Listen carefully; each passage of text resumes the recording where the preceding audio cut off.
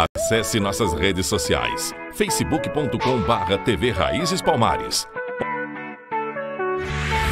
ou no YouTube, youtube.com/TV Raízes Palmares. TV Raízes Palmares, a web TV que vai até você.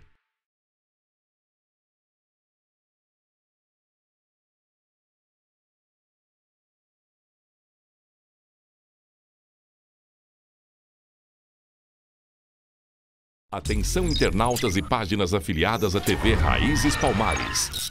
Em 10 segundos, iremos dar início a mais um programa.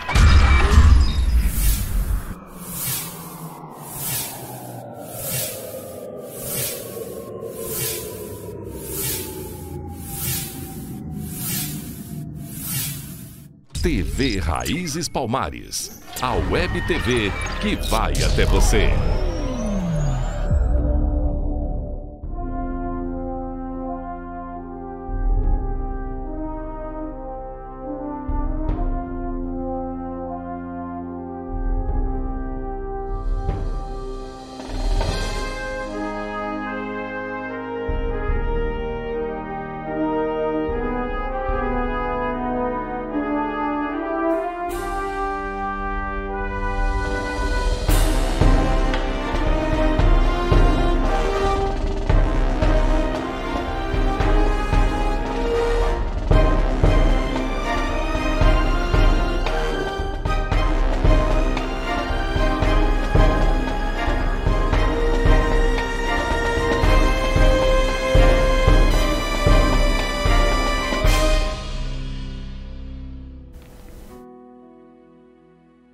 Graça e paz a todos os amados telespectadores da TV Raízes de Palmares. Estamos ao vivo no programa Deus de Vitórias.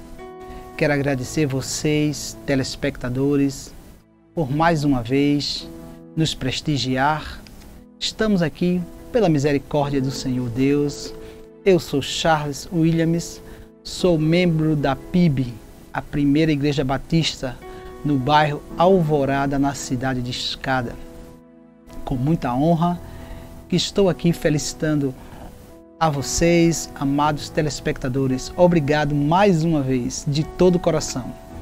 Esse é o nosso terceiro programa e eu estou muito feliz de estar aqui. Amados irmãos, eu quero, antes de tudo, começar o programa, antes de começarmos, fazer uma oração inicial de agradecimento ao nosso bom Deus pela oportunidade, por tudo que Ele tem feito por nós, por sua graça salvífica em nossas vidas. Enfim, vou pedir a você de casa que curve a sua fronte e que venhamos a fazer esse momento de oração ao nosso bom Deus. Oremos.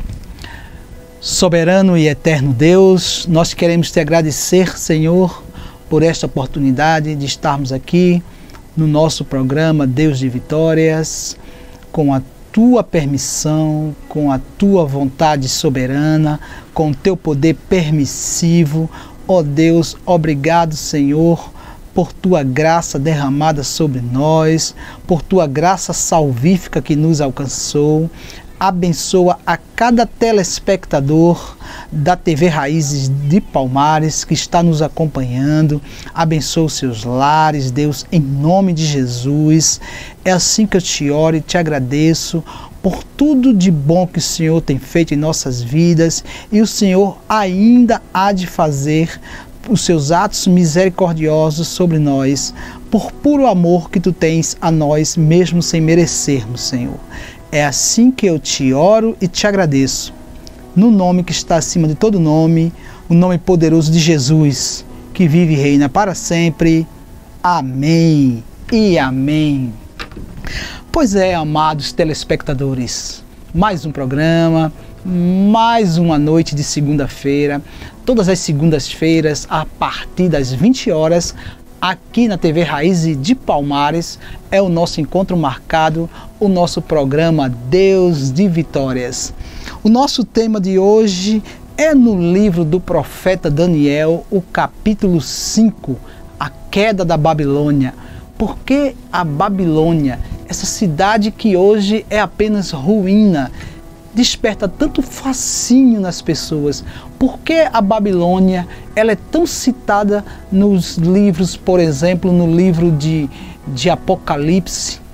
Por que, irmãos?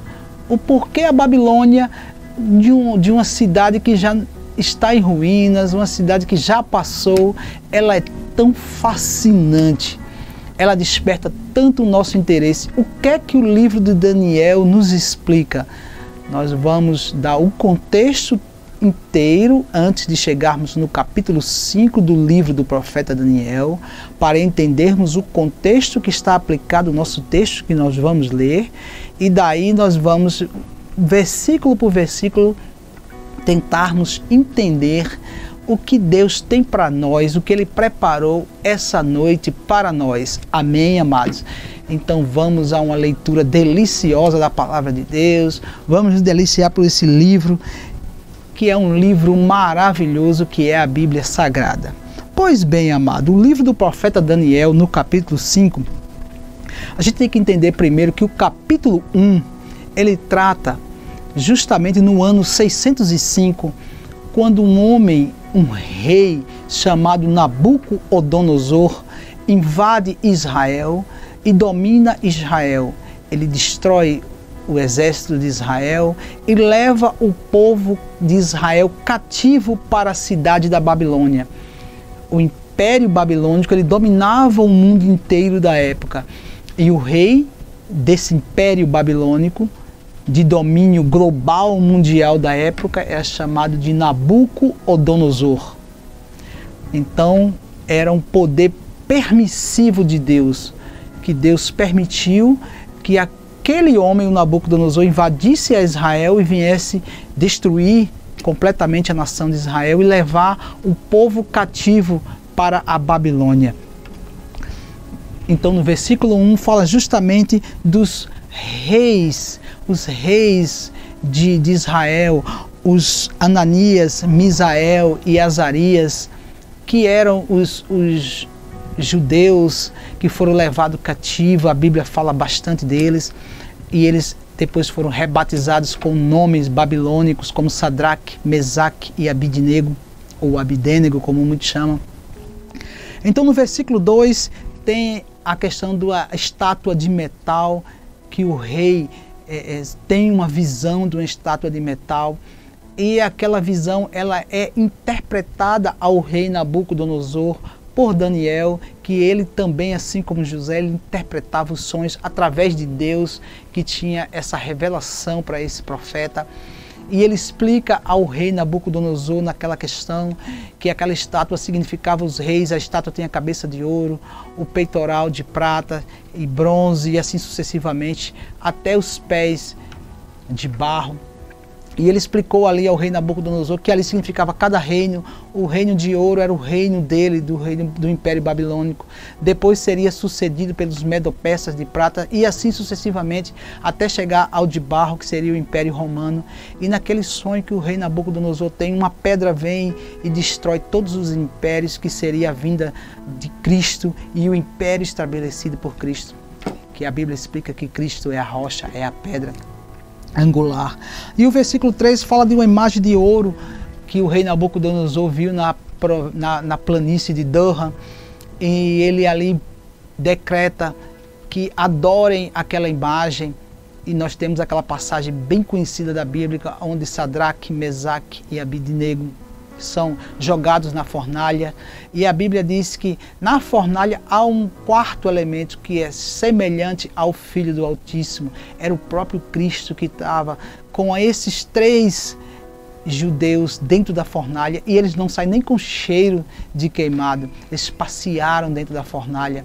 Esse fato fez com que o rei Nabucodonosor decretasse que Deus era o único Deus a ser adorado, levando toda a nação a adorar a Deus, esse ato maravilhoso de Deus. Depois, no versículo 4, no ano aproximadamente de 568, já antes de Cristo, se sucedeu a loucura de Nabucodonosor, quando ele sobe lá no seu palácio e ele vê toda a beleza do Império Babilônico, e ele, na sua mente, ele acha ali que tudo foi obra dele, e Deus já tinha dito que ele não ficasse soberbo, mas a soberba era muito grande naquele homem. De fato, todo o império, o mundo inteiro aos pés daquele homem.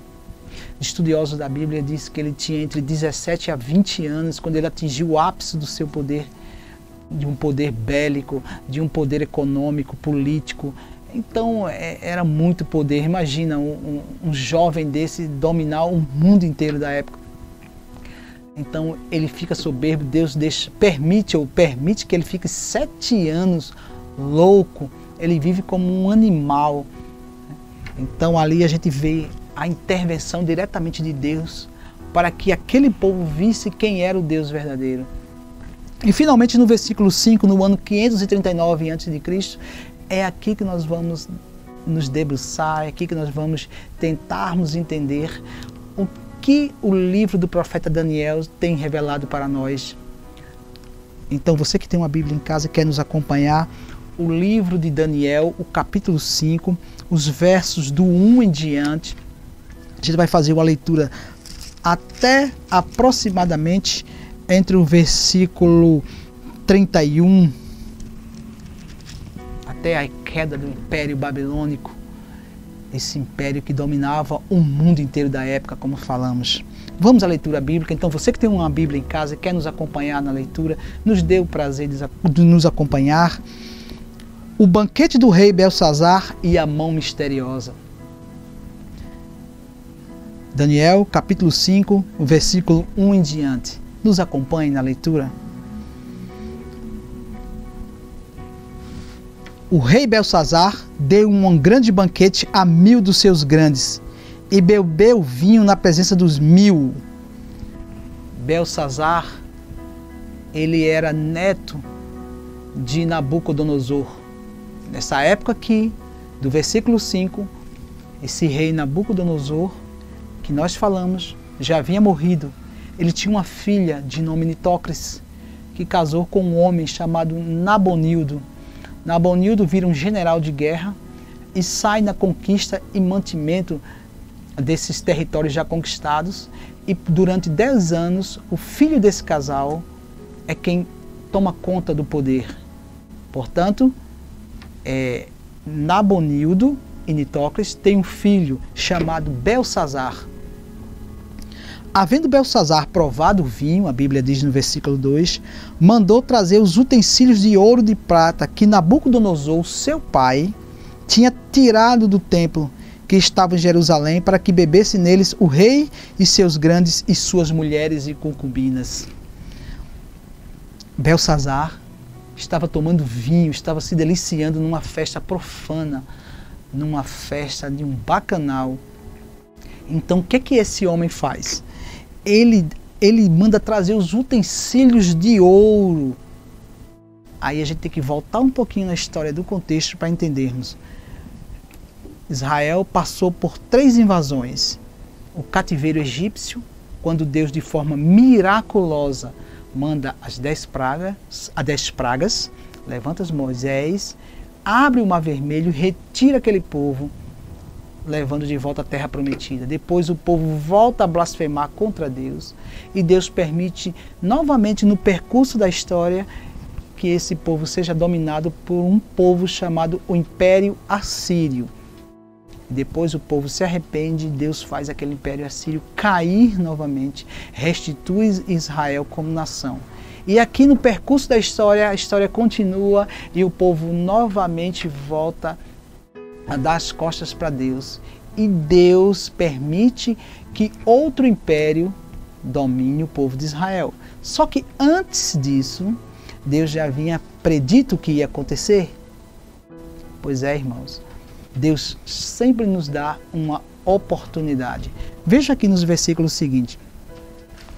O principal motivo do povo de Israel ter sido ocupado pelo Império Babilônico era a idolatria.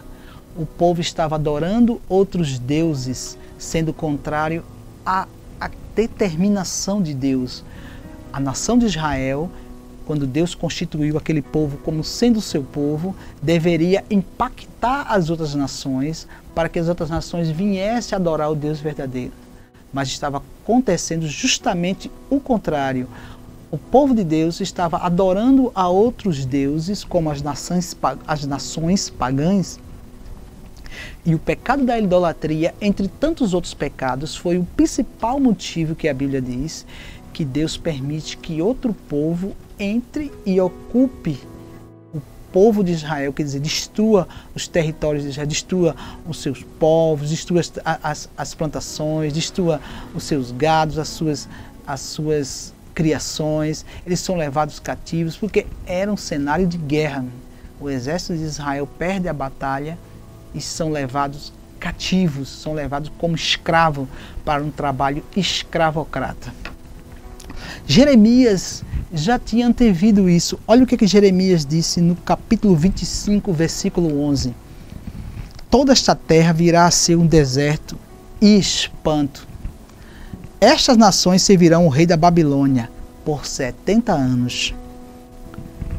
Deus já estava dizendo, através do profeta Jeremias, que aquele povo, por conta do pecado da idolatria, entre tantos outros, seria levado para a Babilônia e passaria 70 anos cativos. Vocês estão me entendendo, amados? E Jeremias foi mais além. Acontecerá, porém, que, quando se cumprir os 70 anos, castigarei a iniquidade do rei da Babilônia. E esta nação, diz o Senhor, como também da terra dos caldeus, farei deles ruínas perpétuas. Sabe o que é que Deus está dizendo aqui, amados?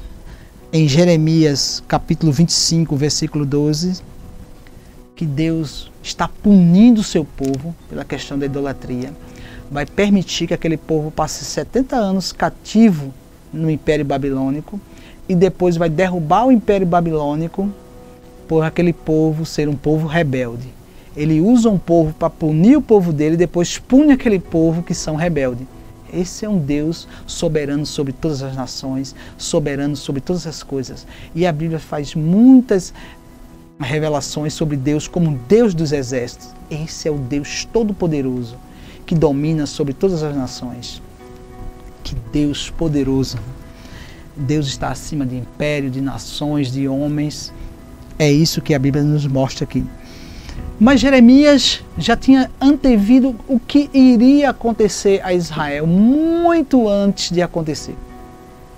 Jeremias já tinha advertido o que seria de Israel se continuasse naquele pecado, sabendo Deus que eles iriam continuar. E Deus já havia decretado ali que o povo seria cativo e posteriormente a queda do Império Babilônico, que é onde vamos chegar aqui no versículo 5, no livro do profeta Daniel. Acompanhe a nossa leitura. Então Belsazar, que era neto de Nabucodonosor, quando a Bíblia diz aqui pai, é uma questão hereditária, é uma questão de uma descendência da árvore genealógica, mas na verdade ele era neto de Nabucodonosor, sendo filho de Nitrócris, que era filha de Nabucodonosor, com Nabonildo. E como nós falamos, Nabonildo, um general de guerra, estava constantemente nos campos de batalha, e quem assume é o seu filho Belsazar. Então entenda-se aqui pai como um descendente dessa árvore genealógica, sendo de fato neto do Nabucodonosor, que já era morto nessa época. E ele estava ali no templo, naquela festa, naquela orgia, com os 1000 dos seus maiores homens, com concubinas, com as mulheres, era o contexto da época, e bebendo, e ele manda buscar os cálices que eram usados num ritual de adoração a Deus. Quando o seu avô invade Israel no ano de 605 e leva as primeiras pessoas cativas para o Império Babilônico, ele invade novamente Israel no ano de 594, e aí nessa segunda invasão ele destrói o templo de Jerusalém, aquele templo construído por Salomão, E aí ele leva esses utensílios que eram usados nos rituais sacros, sagrados para Deus. Ele leva para a Babilônia. E aí o neto dele tem a infeliz ideia de usar esses utensílios santos e sagrados em rituais profanos. Ali foi a gota d'água para Deus decretar a queda do Império Babilônico. Esse ato de Belsazar foi o ato que culminou na ira de Deus. Eram utensílios sagrados usados para o louvor e a glória de Deus. Nós temos que entender aqui que o contexto era de um Belsazar, um homem idólatra, que adorava vários deuses, e no entendimento desses homens dessa época, esse Deus, que era o Deus de Israel, era escravo do Império Babilônico, portanto os deuses deles eram maior do que o Deus de Israel. Esse era o entendimento do contexto. Então, ele subestimava o Deus de Israel como Deus Todo-Poderoso. Na cabeça desses monarcas, desses reis, o que é que eles achavam? Olha, que Deus é esse que é sujeito aos meus deuses? Então, o meu Deus ou meus deuses são mais poderosos? Era esse o pensamento do monarca. Então, quando trouxeram os utensílios, o versículo 3 diz que era de ouro, que foram tirados do templo da casa de Deus, como nós falamos na segunda invasão de Nabucodonosor a Israel, que essa invasão em Jerusalém, e beberam nele os reis e os grandes e as suas mulheres e concubinas, como nós falamos nessa festa de profanação. Era uma festa de escárnio, tudo que era contrário a Deus. O versículo 4 diz que eles beberam e deram louvor aos seus deuses. Eles louvaram aos deuses dele, engrandecendo aqueles deuses de ouro, deuses de prata, os deuses de ferro, de madeira e de pedra. Então, aquela festa de profanação, adorando aqueles deuses com os cálices que eram usados em rituais de santificação para o Deus Todo-Poderoso, agora está sendo usado num ato de profanação. A Bíblia diz que no versículo 5, na mesma hora que estava tendo essa festa, aparece uns dedos de mão de homem, que escreviam defronte o castiçal, na estucada da parede do palácio real. O rei via a parte da mão que estava escrevendo. Amados, o contexto da época não era uma iluminação como a nossa. A mão era a própria mão de Deus escrevendo num castiçal, próximo ao castiçal, ou era aquelas iluminações feitas da época, para que todos vissem naquele âmbito, naquele palácio real, naquela sala onde estava tendo aquela festa, aquela mão aparece e escreve. Nós vamos ver o que é que essa mão escreveu. Era o próprio Deus escrevendo e decretando ali a queda do Império Babilônico. Como nós estamos estudando, o versículo 5, o capítulo 5 do versículo de Daniel, o capítulo 5 do livro do profeta Daniel fala justamente sobre a queda do Império Babilônico. Aqui, Deus decreta a queda do Império Babilônico. Pois, amados irmãos, eu queria só fazer uma observação antes de uma coisa muito interessante. O livro de Jeremias diz, aliás, de Isaías, capítulo 45, versículo 1, você que tem uma Bíblia em casa e quer nos acompanhar na leitura, assim diz o Senhor: o seu ungido Ciro, a quem tomo pela mão direita, para bater as nações ante a sua face e para discingir os lombos dos reis, e para as obras diante deles, as portas que nunca se fecharão.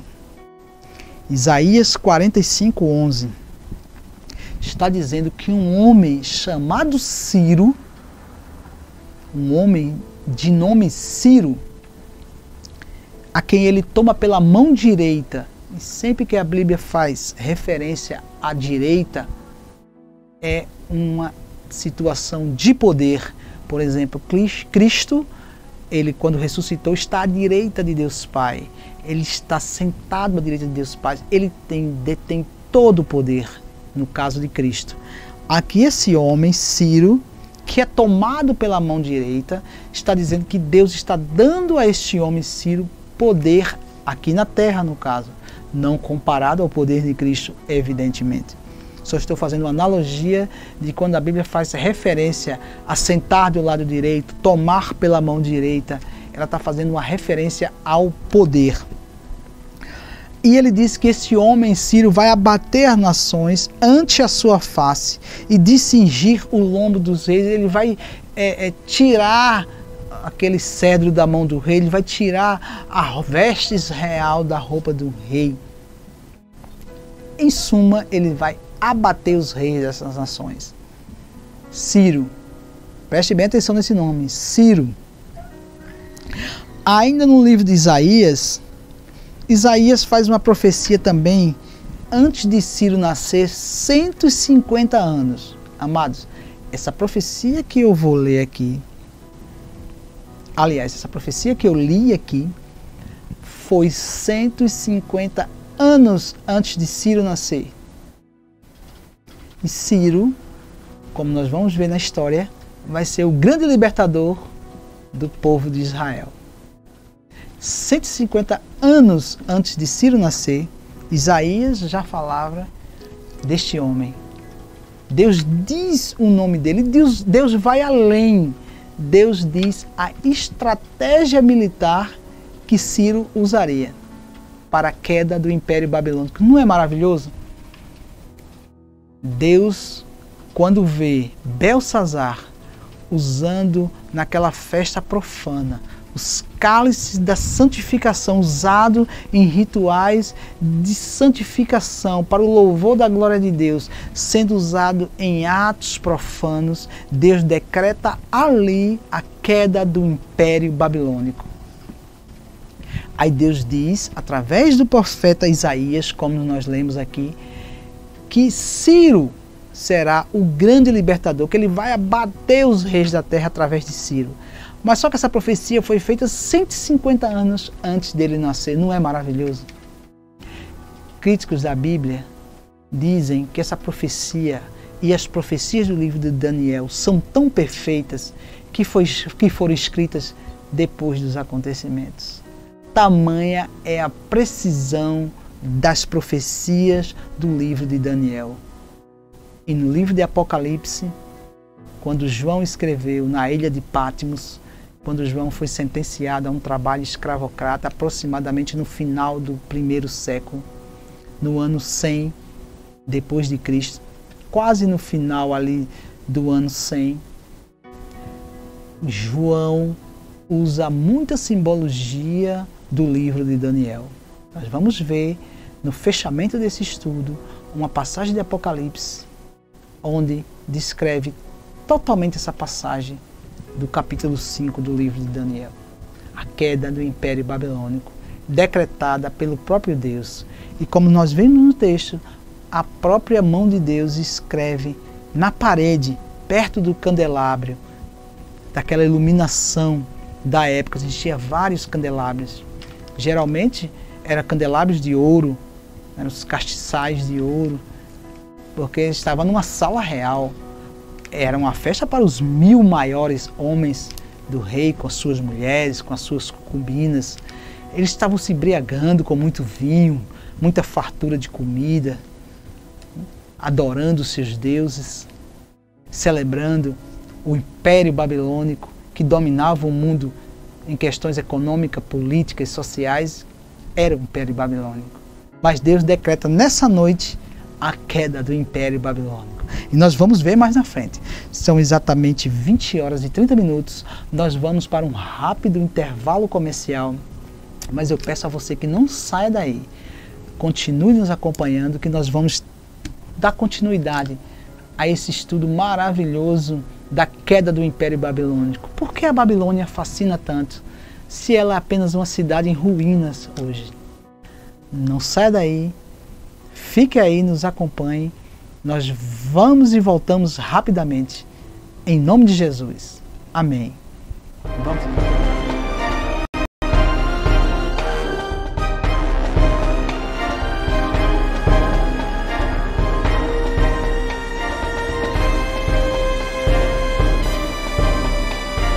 Acesse nossas redes sociais, facebook.com/TV Raízes Palmares,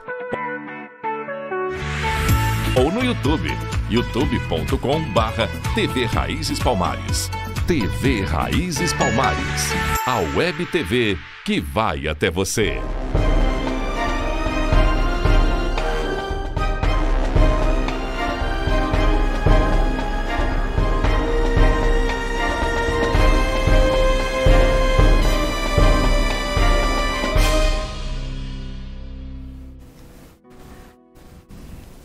Graça e paz a todos os amados telespectadores. Eu falei que era muito rápido, estaremos de volta para darmos continuidade ao estudo do livro de Daniel, o capítulo 5, os versos do 1 ao 31.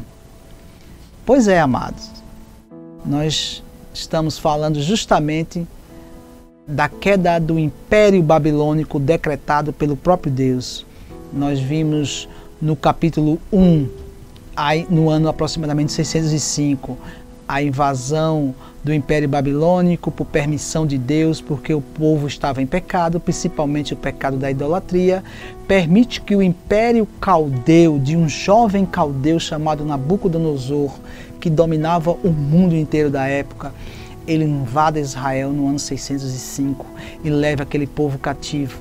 Deus predisse que esse cativeiro duraria 70 anos e no ano de 535 esse domínio acaba, esse jugo acaba, o povo se arrepende e Deus liberta. Mas Deus usa um homem para libertar desse império dos caldeus.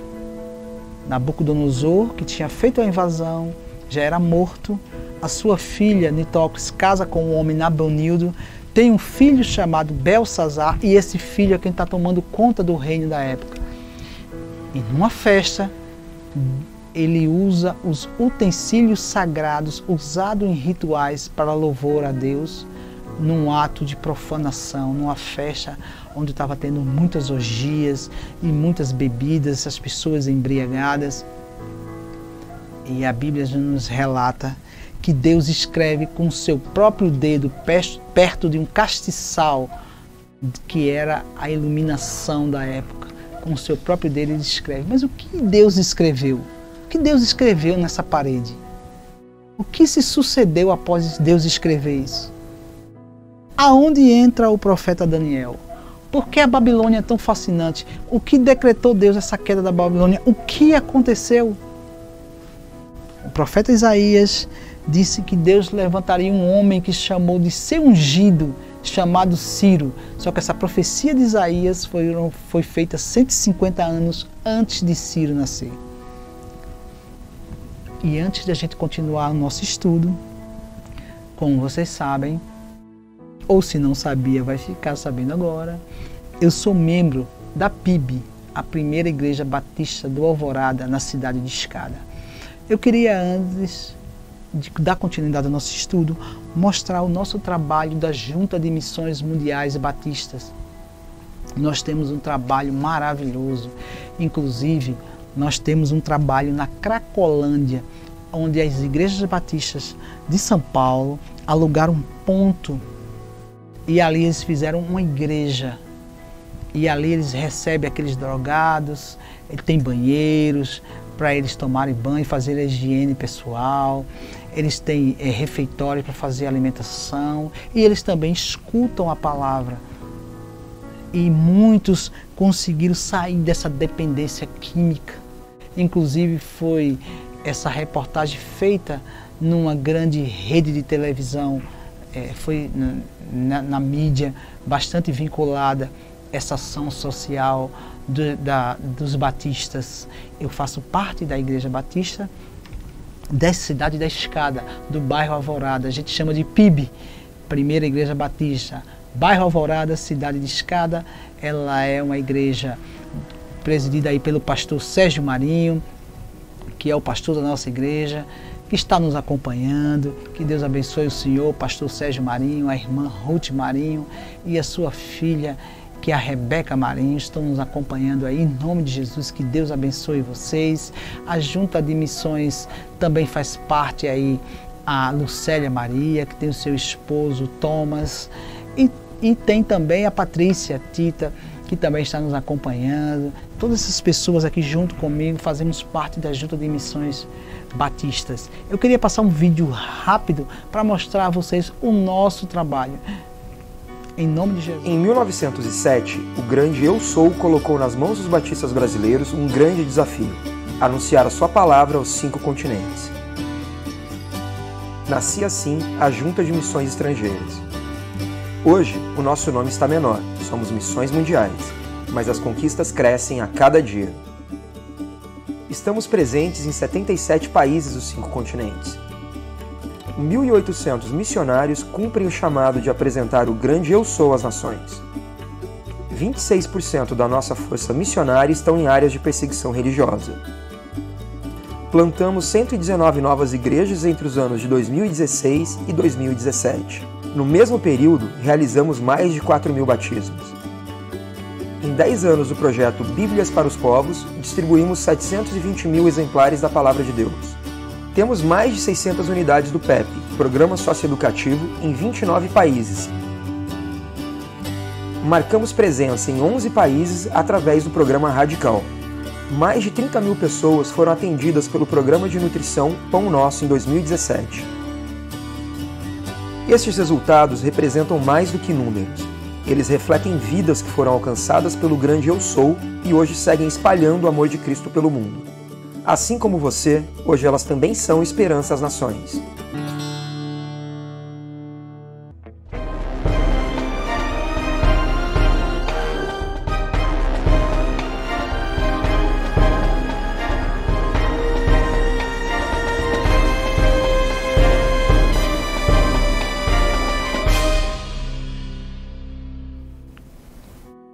Graça e paz, estamos de volta. Eu não poderia deixar de falar do nosso trabalho nas juntas de missões. Tem as missões mundiais, tem as missões nacionais. Nós temos várias campanhas nas igrejas onde nós arrecadamos com o intuito de levar a palavra de Deus, levar o amor de Deus a muitas pessoas. Nós vamos trazer vários vídeos onde nós vamos mostrar o nosso trabalho. Mas enfim, amados, vamos continuar a nossa mensagem? Deus decreta a queda do Império Babilônico. Como nós vimos, num ato de loucura, de profanação, Belsazar usa os utensílios sagrados num ritual de profanação, de adoração a deuses de prata, de ouro, de bronze, de madeira, de pedra. É isso que a Bíblia está nos dizendo. Só que no versículo 5, onde nós paramos, diz que na mesma hora apareceu uma mão, como uma mão de homem, que escreveu defronte o castiçal, numa estucada parede do palácio real, e o rei via parte da mão que estava escrevendo.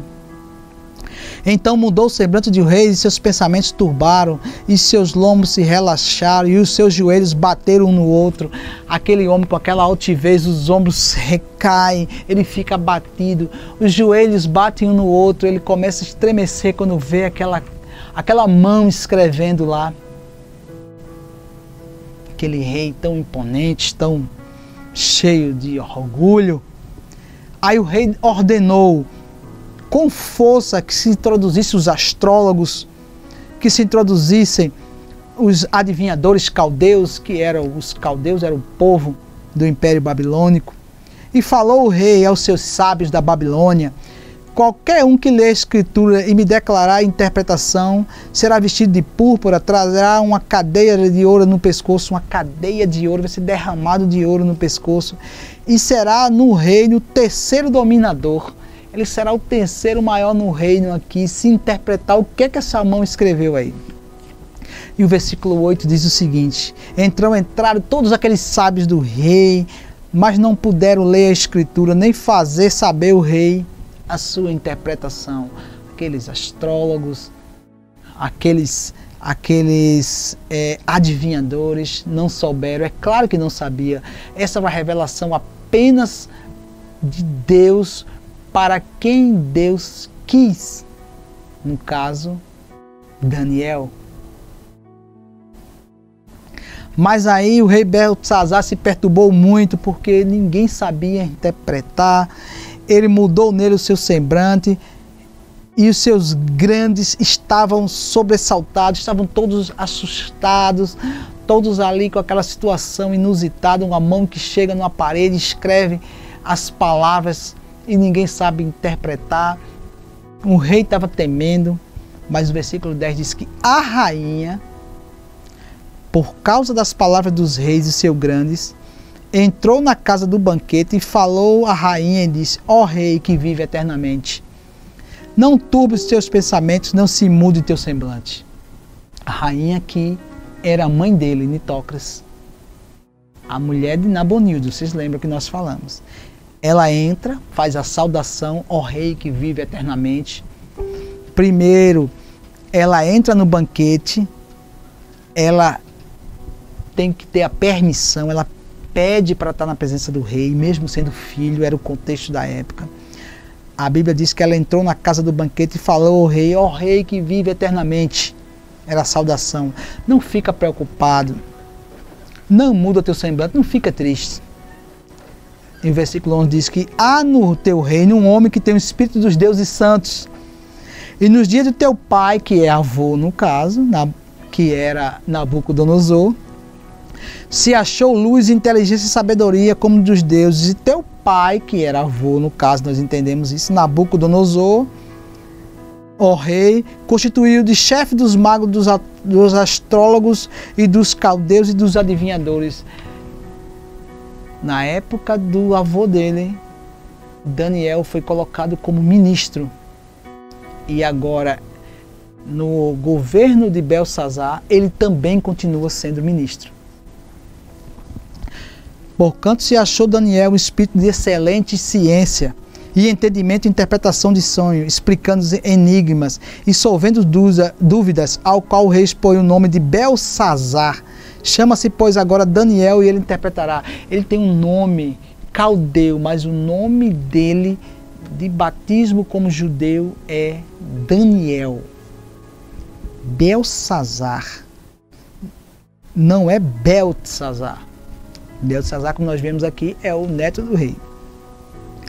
Aí o rei diz a ele: olha, tenho ouvido falar a respeito de que tu tens um espírito dos deuses. Claro que ele está fazendo referência aos deuses dele.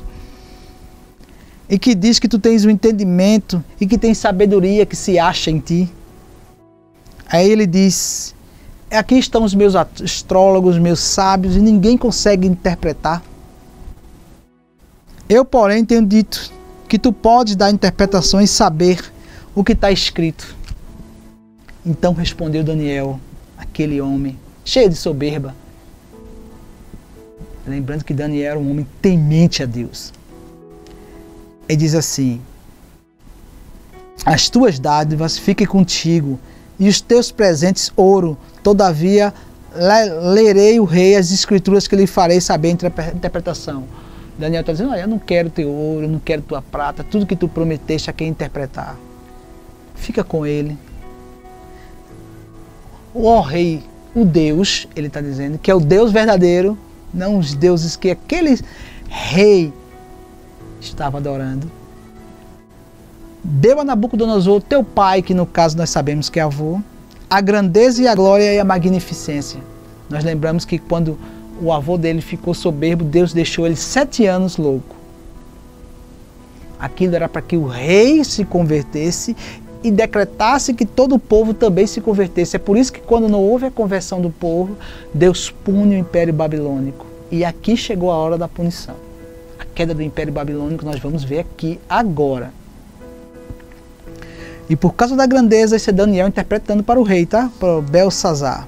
Por causa da grandeza que ele deu, todos os povos, nações e línguas tremiam diante dele. E realmente, o Nabucodonosor, só de ouvir falar o nome, as nações tremiam. Tamanho poder que Nabucodonosor tinha naquela época. e quem matava, quem dava vida, e quem teria, e quem engrandecia, e quem queria abater. Ele era quem decretava tudo na época. Mas quando o coração se exalçou, o seu espírito se endureceu em soberba, foi derribado do seu trono o rei e passou dele a sua glória. Aqui ele está falando justamente quando ele passou 7 anos louco, como uma fera, vivendo no mato, por decreto do próprio Deus. E foi tirado entre os filhos dos homens, seu coração foi semelhante aos dos animais. Aqui vai explicando o que aconteceu com ele, porque ele achou de desobedecer a Deus. Aí ele diz: tu, Belsazar, não humilhaste o teu coração, e ainda assim soubeste de tudo isso. Ele está dizendo: tu soubeste tudo que teu avô passou, tudo que ele sofreu, mesmo assim tu não humilhaste. E aí humilhar no sentido de reconhecer que Deus é o verdadeiro Deus, soberano sobre todas as coisas. Ele, sabendo tudo isso, ele ainda era soberbo. E a Bíblia diz que Deus odeia os soberbos. E ele diz que levantou-se sobre o Senhor, que tu usasses os utensílios santos e sagrados, que eram usados em rituais santos e sagrados para engrandecer o nome do Senhor. E está perante ti e teus grandes e as mulheres deles e as suas concubinas, bebesse vinho nele. Além disso, desse louvores aos teus deuses de prata, de ouro, de bronze, de pedra. A mão que está aí é a mão de Deus que escreveu o seguinte. Aqui vem a interpretação para o que a mão escreveu. Mene, mene, tekel e parsim. Era muito fácil para Daniel saber o que está escrito. Daniel falava hebraico e aramaico, muito fácil.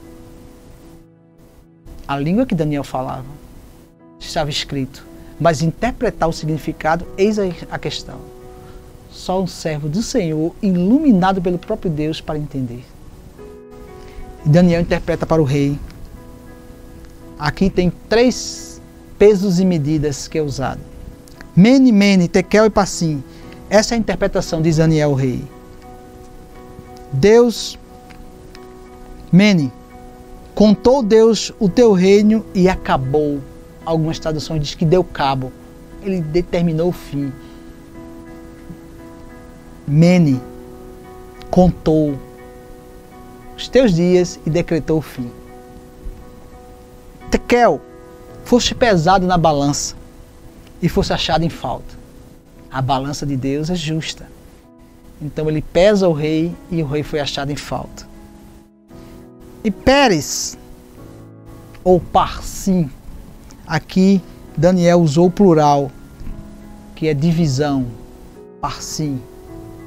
Mas como ele usou Pérez, porque o reino vai ser dividido em 2, os medo-persas, de Ciro e Dário. Vocês lembram da profecia que Isaías fez 150 anos antes de Ciro nascer? Que Ciro seria o seu ungido, que iria derrubar os reis e as nações, estava se cumprindo nessa noite. Por decreto do próprio Deus, escreve lá: o teu reino foi pesado, medido e dividido. Deus decreta ali a queda do Império Babilônico.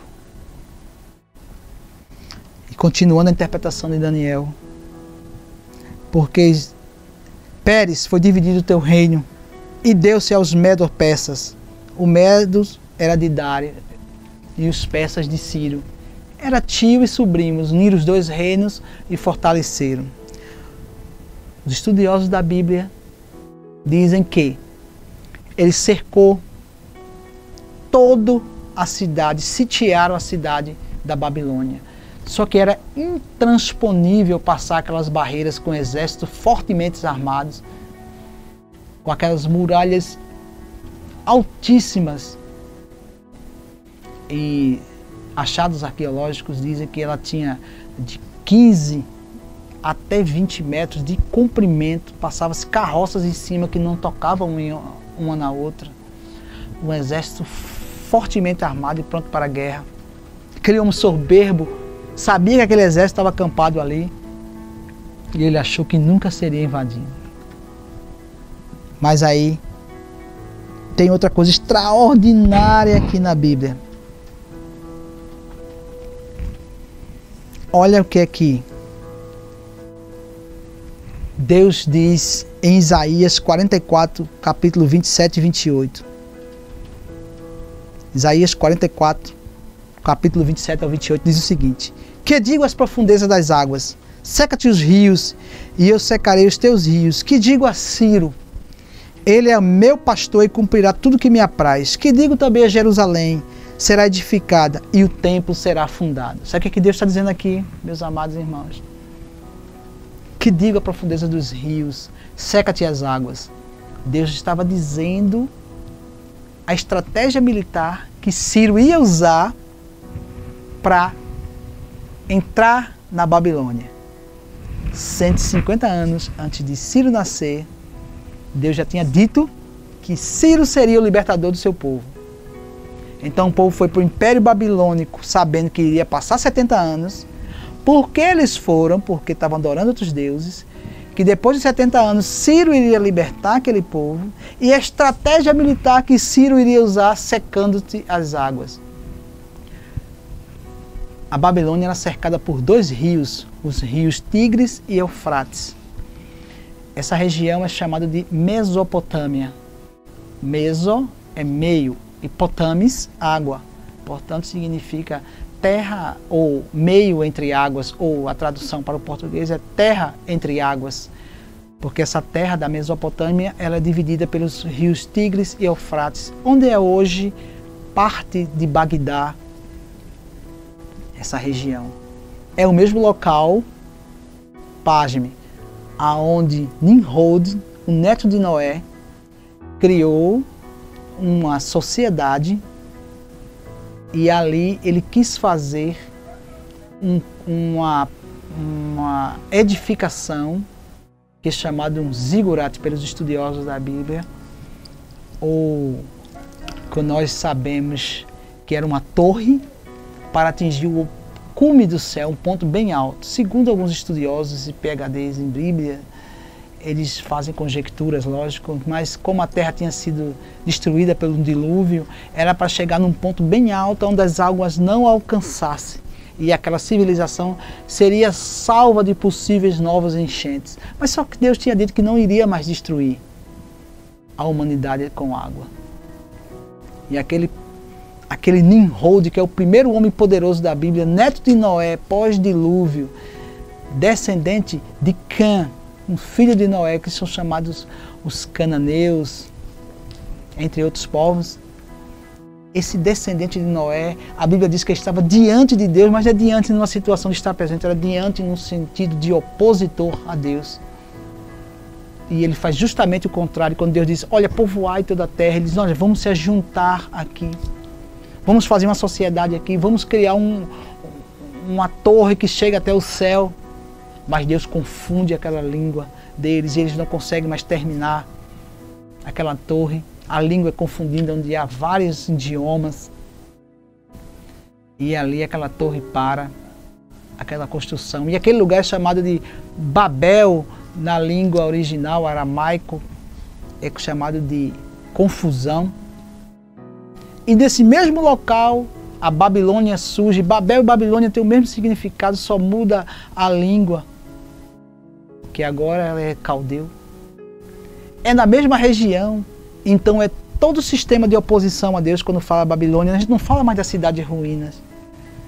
Quando a gente fala Babilônia, que é usada muito quando nós falamos aqui no livro de Apocalipse, que usa a simbologia do livro de Daniel, a Babilônia é um sistema todo contrário a Deus.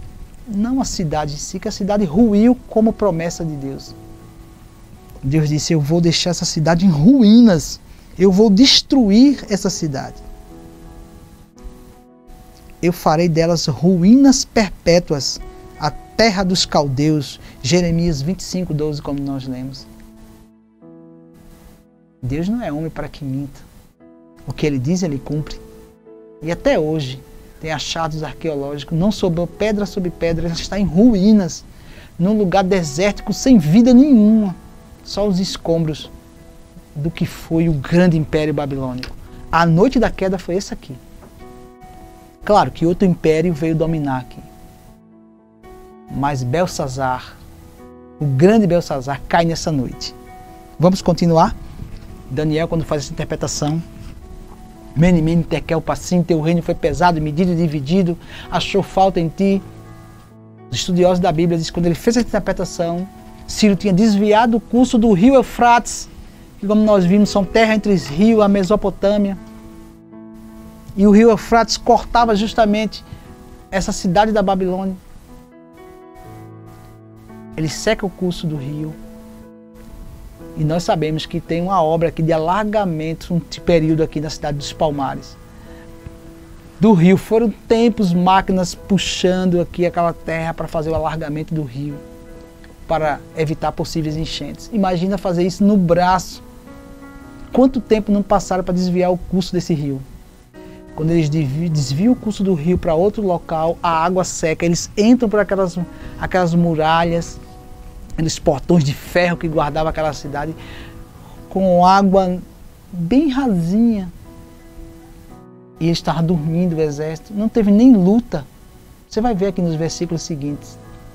Ele rende aquele exército que estava na guarda, abre os portões e o exército de Ciro entra dentro do Império Babilônico. Deus tinha predito quem iria e a estratégia que ele iria usar. Seca-te os rios. Está em Isaías 44, versículos do 27 ao 28. Mas continuando aqui na mensagem, Daniel diz àquele rei, olha, Dário o Medo ocupará o teu reino na idade de 72 anos. Naquela mesma noite, o versículo 30 diz, foi morto Belsazar, o rei dos caldeus. Estudiosos da Bíblia dizem que quando ele interpretou o sonho, aquela escritura, aliás, na parede, Ciro e Dário já estavam dentro da Babilônia, sem ter guerra. E era um contexto da época. Ele corta a cabeça do rei. E alguém diz, fizeram essa profecia agora há pouco. E ele diz, chama esse homem aqui. E chega Daniel e ele diz, tu serás rei no meu reinado. E Daniel foi rei de Nabucodonosor, do seu neto Belsazar, esse aqui, esse perverso, e agora de Ciro. E Ciro liberta o povo de Israel 4 anos depois, no ano de 535, porque esse acontecimento foi no ano de 539 a.C. 4 anos depois, em 2 levas, ele liberta o povo para voltar para Jerusalém, conforme Deus tinha dito. Vocês lembram? Deus decretou 70 anos de cativeiro, quem seria o libertador antes de Ciro nascer e a estratégia militar que Ciro ia usar. E Ciro liberta o povo de volta para Israel, para a sua terra, para a reconstrução do templo de Jerusalém e a reconstrução da cidade que tinha sido destruída. Que Deus maravilhoso! Deus cumpre aquilo que fala. Deus decreta numa noite a queda do Império Babilônico. E terminando, meus amados, tem um achado arqueológico, que é uma descoberta da arqueologia, que é uma ciência, no século XIX, que hoje ele está no Museu Britânico em Londres, que é a capital da Inglaterra, em que diz que Ciro foi vitorioso e recebido pelo seu povo em paz, como nós falamos, não houve guerra. Como Belsazar era um rei ruim e Ciro era chamado como um homem piedoso, misericordioso, as pessoas da Babilônia receberam ele em festa. Não houve guerra. Isso é um cilindro, um achado arqueológico com escritos. Eu não estou falando de Bíblia, eu estou falando de um achado arqueológico que comprova a história bíblica de que houve a queda da Babilônia. O povo recebe ele em paz e ele é ordenado como seu novo governante e foi responsável por melhorar as suas vidas. Está no cilindro de Ciro, no Museu de Londres, capital da Inglaterra. E como essa história da Bíblia ela vai se relacionar com o nosso dia? Charles, o que é que tem a ver com o nosso contexto de hoje? Que Deus derruba o império, que Deus está sobre todos os impérios, tudo bem, eu entendi. Deus é soberano sobre todos os impérios, Deus derruba o império, levanta outro, levantou o império babilônico para punir o seu povo que estava rebelde, depois levanta os medo-persas para derrubar o império o Império Babilônico, que estava punindo o seu povo, mas também era um povo rebelde. O povo se arrepende, ele tira o povo do cativeiro, restaura Israel. Sim, e daí? Como essa história se relaciona com nós hoje? Eu queria que os amados abrissem Apocalipse, capítulo 16, versículo 12. O livro de Apocalipse é chamado de escatologia. Na verdade, Apocalipse chama-se revelação. Como nós falamos, foi João que escreveu na ilha de Patmos, aproximadamente no final do primeiro século. E aqui eu quero abrir para ver que relação tem com os nossos dias, com os dias atuais. Serginho, eu vou esticar um pouquinho mais.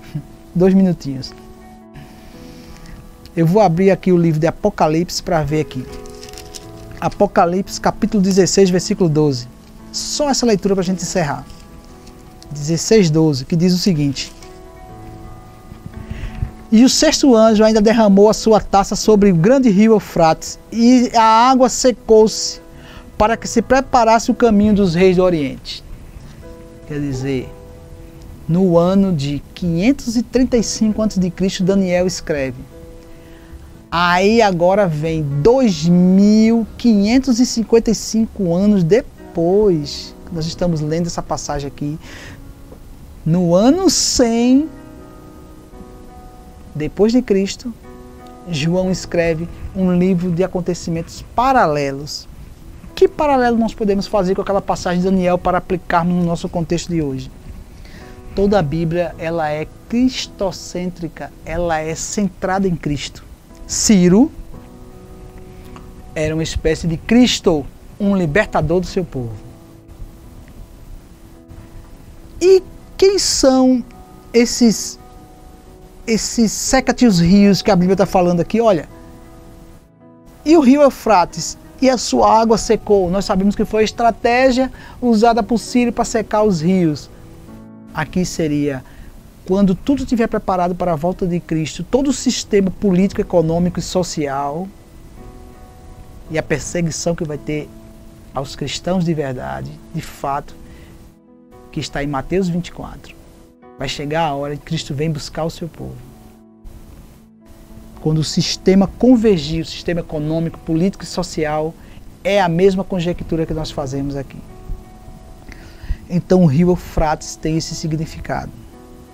Ciro e Dário foram os 2 reis.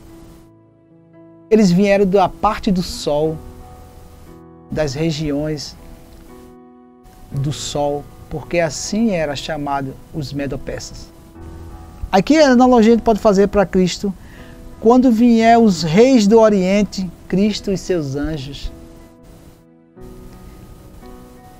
e o povo de Jerusalém, que volta para Jerusalém, será Cristo quando vem levar o seu povo para a nova e eterna Jerusalém. Aquele povo foi tirado do cativeiro babilônico e voltou para Israel. Nós somos a Israel espiritual e nós iremos para a nova e eterna Jerusalém. Então Ciro é uma representatividade de Cristo. Aqueles reis, há uma representatividade do Rei dos Reis, Cristo, que com seus anjos vem buscar o seu povo. E o povo que é tirado daquele cativeiro e volta para Jerusalém é o povo de Deus que vai voltar para a eterna Jerusalém. Então aqui está todo o fechamento da nossa mensagem. Eu quero agradecer a cada telespectador. E antes de tudo eu quero agradecer a algumas pessoas em especial e mandar um abraço a todos vocês.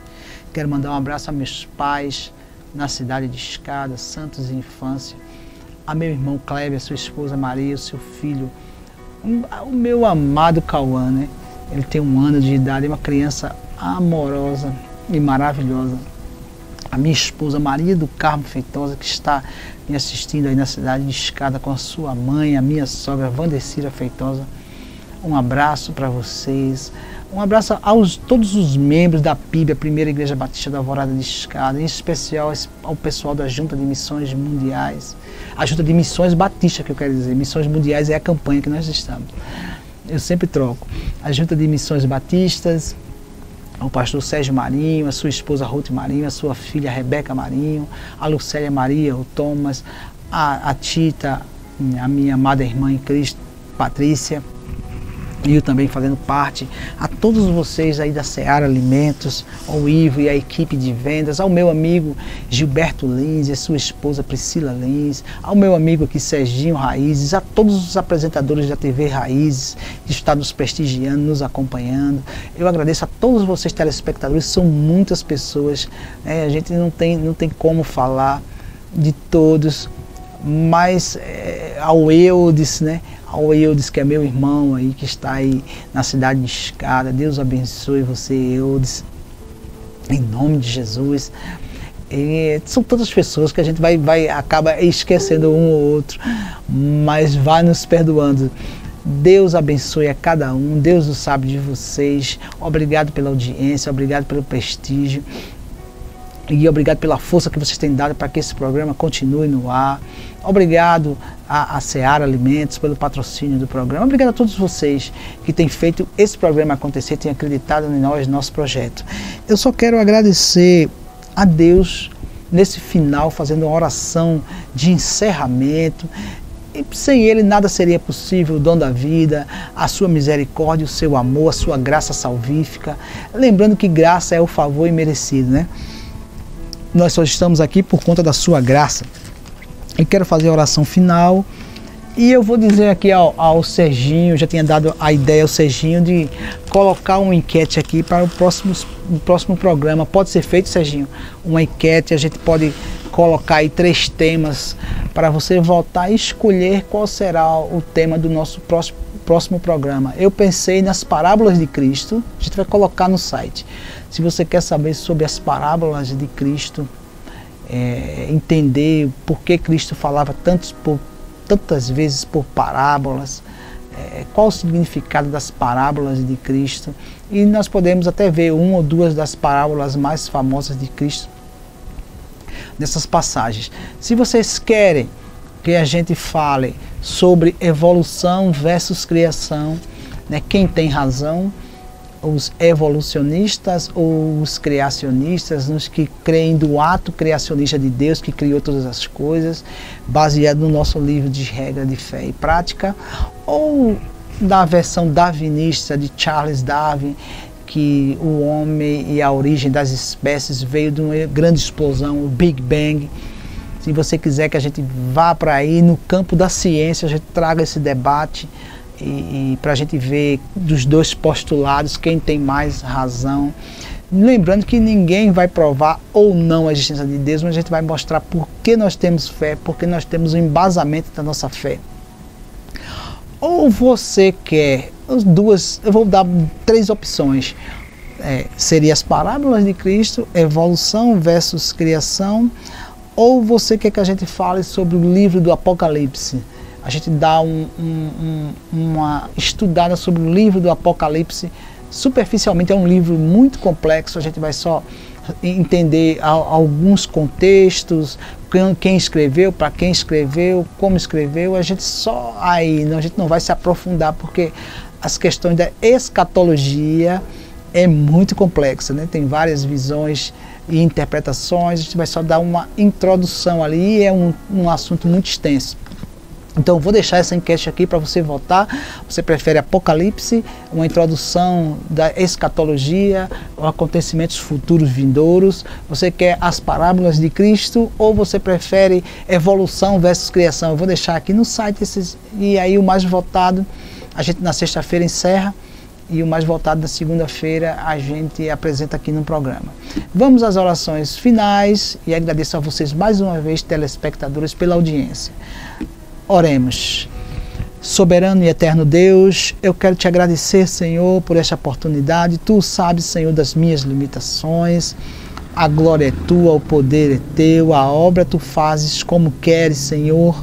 Obrigado, Deus, essa noite maravilhosa que o Senhor preparou para nós. Nos dá, Senhor, uma noite de descanso na tua santa paz. Nos desperta amanhã para mais um dia, Senhor Deus. Tu tem cuidado de nós, não tem permitido que falte o alimento nosso de cada dia. Tem misericórdia daqueles que estão passando dificuldade, seja ela financeira, abre porta de empregos, Deus, seja ela de enfermidade, tu cura, Senhor, que tu és conhecido como médico dos médicos, nós cremos, Senhor, cura para a honra e glória do teu santo nome. Faz a tua obra para que o teu nome seja glorificado. Tira essa pandemia do meio de nós, para que a gente volte, Deus, a ter essa convivência normal, de podermos caminhar livremente nas ruas, sem máscaras, sem medo, de apertar a mão, de abraçar, Deus, que a economia volte a se desenvolver, independente de quem esteja lá de política. A gente quer que o Brasil prospere, que o mundo prospere, que as pessoas se amem mais. Deus, nós acreditamos que tu pode fazer, basta uma palavra tua e decretar, porque tu és poderoso para fazer. Deus, é assim que nós clamamos e te agradecendo, sabendo que tua misericórdia se renova a cada dia e é a razão de não sermos consumidos. Ó Deus, é assim que eu te oro e te agradeço no nome que está acima de todo nome, o nome poderoso de Jesus, que vive e reina para sempre. Amém. Então fique na paz do Senhor Jesus e muito obrigado. E nós exaltamos o Deus de vitórias. Amém.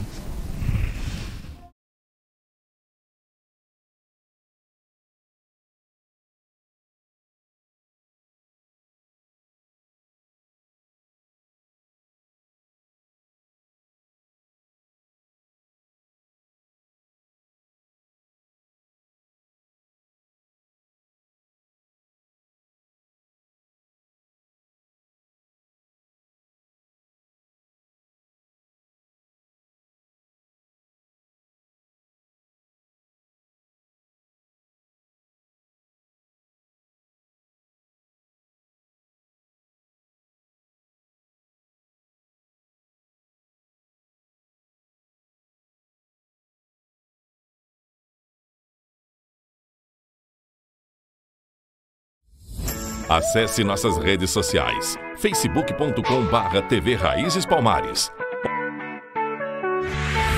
ou no YouTube, youtube.com/TV Raízes Palmares. TV Raízes Palmares, a web TV que vai até você.